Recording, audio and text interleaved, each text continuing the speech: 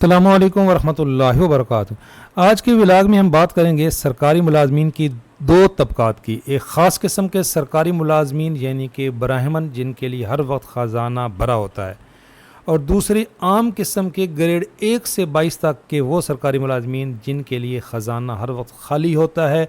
मवाजना करना है तो ख़ास मुलाजिम ग्रेड 10 के मुलाजिम का मवाजना 20 ग्रेड के टीचर की तनख्वाह से कर लें, आपको लग पता जाएगा।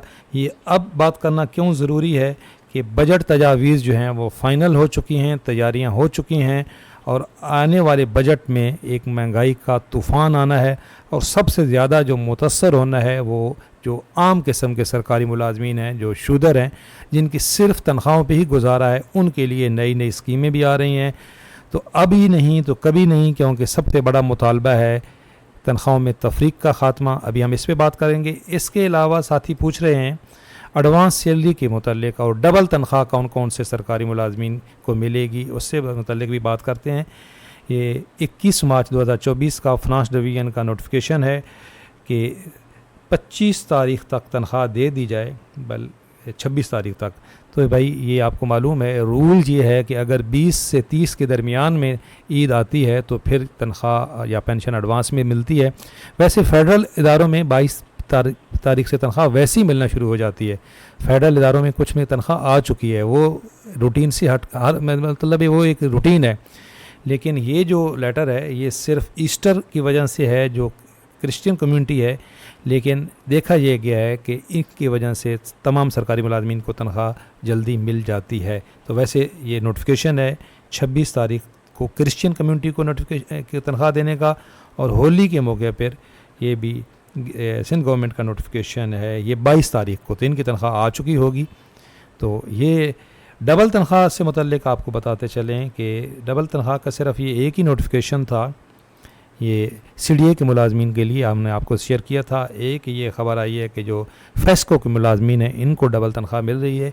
ये इदारे अपने तौर पे देते हैं, गवर्नमेंट की तरफ से डबल तनख्वाह इस दफ़ा किसी को भी नहीं दी जा रही। जो ख़ास मुलाजमीन हैं उनको छोड़ के, उनको जो ख़ास किस्म के मुलाजमीन हैं उनके लिए नोटिफिकेशन की भी ज़रूरत नहीं होती, उनको बोनस और पता नहीं क्या क्या, अभी हम इस पर मुतल्लिक बात करते हैं।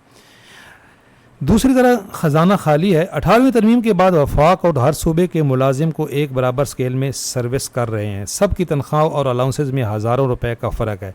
एक ही महकमा, एक ही दफ्तर, बराबर स्केल, लेकिन तनख्वाहों और अलाउंसेस दीगर मरात में हज़ारों रुपए की तफरीक। एक आम सरकारी मुलाजिम को ये उन्होंने जो है वो अलाउंसेस लिखे हैं, ये न होने के बराबर हैं। आपको मालूम है जो हमारे इस वक्त कन्वेंस अलाउंस है, मेडिकल अलाउंस है, और दूसरे जो ख़ास किस्म के सरकारी मुलाजमीन हैं उनके लिए मेडिकल की सहूलत फ्री, रिहाइश फ्री, सवारी फ्री, हाउस हायरिंग, रिक्विजिशन, बहुत कुछ, utility allowance, civil secretary allowance, technical allowance, judicial allowance, दीगर अलाउंस जिनके हमें नाम भी नहीं आते, और उनको ये जो तनख्वाह है इनकी ज़रूरत ही नहीं होती, इससे ज़्यादा तो उनके अलाउंसेस होते हैं। लेकिन आम सरकारी मुलाजिम इससे यकसर महरूम। 30 से 40 साल सर्विस करके इस मुल्क के इदारों को अपनी ज़िंदगी की बहारें वक़फ़ करके इसको रिटायरमेंट पर सिर्फ लीव इनकैशमेंट मिलती थी, अब वो भी पंजाब में ख़त्म हो गई है, और बाकी सूबों में और वफाक में ख़त्म करने की तैयारियां हो रही हैं। हालांकि भर्ती करते वक्त जो मुआहदा सरकारी मुलाजिम के साथ किया गया था वो 30 या 40 साल सर्विस वो 30 या 40 साल मुकम्मल होने पर ख़त्म करना कहाँ का कानून और इंसाफ है। इस तरह कलील सी रकम जो पेंशन की मद में मिलती है, इस पर भी कट लगाने की दिन रात मंसूबे बनाए जा रहे हैं। बिल्कुल जी, हमने आपको कल भी बताया था कि नए पेंशन रिफॉर्म्स आ रहे हैं, जिनमें सबसे बड़ी जो कटौती है जी ये कि मुलाजिम के बच्चों की पेंशन ख़त्म, शुहदा और माजूर मुस्तस्ना होंगे। दोबारा मुलाजमत पर पेंशन दर तनख्वाह में से एक कबल अज़ रिटायरमेंट पर 3 से 10 साल की जो है वो जुर्माना होगा। तो ये चलो, ये जो पुराने पेंशन, फैमिली पेंशन है, वो तो इससे मुस्तस्ना होंगे, उनके ऊपर तो इसका फ़र्क नहीं पड़ेगा, हमने बताया था कल। लेकिन जो कल बेचारा इस नोटिफिकेशन आने के बाद जो फैमिली पेंशन बनेगा 10 साल बाद, वो क्या करेगा? 10 साल बाद तो हालात और ज़्यादा ख़राब होंगे। तो हमें सिर्फ अपना नहीं सोचना चाहिए कि हमारे फैमिली पेंशनर्स हैं वो कहते हैं जी हम मुतासर नहीं होंगे तो खैर है, कोई मसला नहीं है, ये लागू हो जाए। भाई आप तो मुतासर नहीं होंगे, जो कल फैमिली पेंशनर बनेगा वो 10 साल बाद उसकी पेंशन बंद हो जाएगी। तो आवाज़ आज उठानी चाहिए। तो ये बहुत बड़ा जुल्म है, फैमिली पेंशन ख़त्म नहीं होनी चाहिए। कुछ लोगों की पेंशन इसी पे चलती है जब आप एक तबके को इतनी मराहत दे रहे हैं जिनके लिए ये अलाउंसेस उनकी तनख्वाहों से पता नहीं कितने गुना ज़्यादा अलाउंसेस, तो ये जो इस वक्त पेंशन रिफॉर्म्स लाई जा रही हैं इसमें मद्देनज़र रखा जाए। फैमिली पेंशनर्स को, छोटे सरकारी मुलाजमीन को हाउस रेंट नैस ये मुतालबात हैं जी कि लीव इनकैशमेंट में कमी का नोटिफिकेशन वापस लिया जाए। हाउस रेंट नए पे स्केल पर 60% तमाम सरकारी मुलाजमीन को बिला तफरीक एक जैसा दिया जाए। तमाम सरकारी मुलाजमीन को बिला तफरीक एक जैसे अलाउंसेस दिए जाएँ। मेडिकल अलाउंस कम अज़ कम 10,000 रुपये माहाना किया जाए और सेहत कार्ड की सहूलत फराम की जाए जिसमें डॉक्टर की फ़ीस, चेकअप, टेस्ट, ऑपरेशन और दीगर सहूलियात मुयस्सर हों। कन्वेंस अलाउंस रोज़ाना कम अज़ कम 1 लीटर पेट्रोल के मसावी रकम फराम की जाए। बिल्कुल जायज़ मुतालबा है, ये कोई मराहत नहीं मांग रहे, बिल्कुल सादा सा मुतालबा है। तमाम कॉन्ट्रैक्ट मुलाजमीन को बिला तफरीक तकर्री की तारीख से रेगुलर किया जाए और नई भर्तियाँ रेगुलर की बुनियाद पर हों। बिल्कुल जी, लेकिन ये मुआहदा तय पा गया है कि आइंदा भर्तियाँ जो हैं वो कॉन्ट्रैक्ट पे होंगी। कल हमने इस पर बाकायदा विलाग किया था, लेकिन मुतालबा है जी कि जो पहले इस वक्त हाजिर कॉन्ट्रैक्ट पे हैं, डेली वेजेस वाले हैं, उनको रेगुलर किया जाए। क्लास 4 को बुनियादी स्केल नंबर 5 दिया जाए। बतौर जूनियर क्लर्क्स प्रमोशन कोटा 50% और तालीम मैट्रिक पास रखी जाए। टाइम स्केल के नोटिफिकेशन में लफ्ज़ सेम स्केल तब्दील करके सेम पोस्ट लिखा जाए ताकि ज़्यादा सर्विस वाले क्लरिकल स्टाफ को भी हर 10 साल सर्विस के हिसाब से टाइम स्केल प्रमोशन मिल सके। जितना हम सरकारी मुलाजमीन टैक्स देते हैं, अगर ये सब मराहत दे दी जाएँ तो रकम हमारे टैक्स से ज़्यादा नहीं बनती। बिल्कुल जायज़ मुतालबा।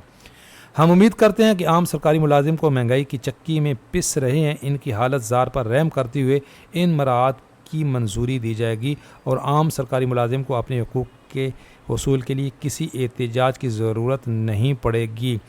जबकि आप कह रहे हैं कि जी हम एहतजाज भी नहीं करने दे रहे हैं। हम यहाँ भी एक बात करेंगे जी, जो हमारे असातिज़ा हैं उनके लिए, कि टीचर 20 ग्रेड का भी बेचारा है तो वो महरूम है। उस टीचर की का जो मुकाबला है वो अगर आप प्रेसिडेंट हाउस के एक 10वें ग्रेड से टीचर्स मुलाजिम से करें तो उसकी तनख्वाह इनसे कई गुना ज़्यादा बनती है। टीचर को सलाम। अमेरिका में 3 तरह के लोगों को VIP का दर्जा दिया जाता है: माजूर, साइंसदान और टीचर। फ्रांस की अदालत में टीचर के सिवा किसी को कुर्सी पेश नहीं की जाती। जापान में पुलिस को टीचर की गिरफ्तारी के लिए पहले हुकूमत से खसूसी इजाज़तनामा लेना पड़ता है।